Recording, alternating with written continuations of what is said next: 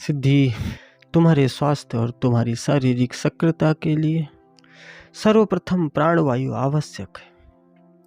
दूसरे स्थान पर भोजन और जल की आवश्यकता होती है। कुछ कार्यों को तुम्हें करना है, कुछ कार्य परमात्मा ने, प्रकृति ने कर दिया है। आपको आवश्यक तत्वों का पोषण देकर परमात्मा की इस सुंदरतम कृति शरीर को स्वस्थ तथा सक्रिय बनाए रखना है। तुम्हें परमात्मा का धन्यवादी रहना है तथा ऋण भार से मुक्त होना है। जगत में जितने भी जीव हैं सभी को भोजन की आवश्यकता होती है। यह भोजन 4 प्रकार का होता है। भक्ष्य भोज्य लेह चोष से, जिसे तुम अपने दांतों से काटकर, चबाकर, तोड़कर खाते हो, भक्ष्य है। जिसे मिलाकर ग्रहण करते हो वह भोज्य है। दांतों से पहले जिह्वा का सहारा लेना पड़ता है, लेह वह भोज्य है। लेह जिसे तुम दांतों का सहारा कम लेते हो, चोष से, जिसमें ओष्ठ जिह्वा का अधिक प्रयोग लेते हो। आधुनिक विज्ञान के अनुसार इस प्रक्रिया को तुम और भी समझ सकते हो।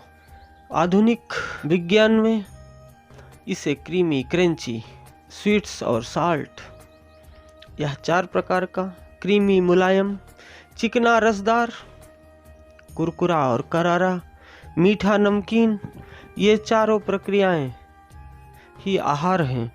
इन्हीं आहारों में तुम सर्वाधिक लोलुप रहते हो और तुम्हारी रुचि बनी रहती है, जिसे तुम आवश्यकता, अनिवार्यता या भूख में विभाजित कर सकते हो।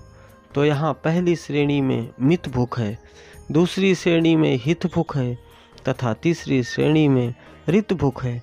तीसरी श्रेणी ऋत भूख ही शरीर को स्वस्थ सक्रिय रखने के लिए अनिवार्य है। तो तुम इस अनिवार्यता को भी कम कर सकते थे, लेकिन तुम अनिवार्यता को बदल कर कब आदत बनाई और फिर दूसरे जीवों की तरह तुम भी व्यर्थ संघर्ष करने लगे। तुमने समस्त सामाजिक नियमों की धज्जियां उड़ा दी।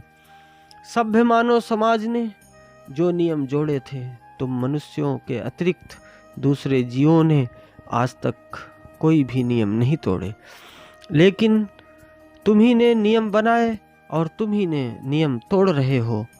और अपनी आदतों को छिपाने के लिए, अपराध को छिपाने के लिए तुमने पेट पर दोषारोपण कर दिया।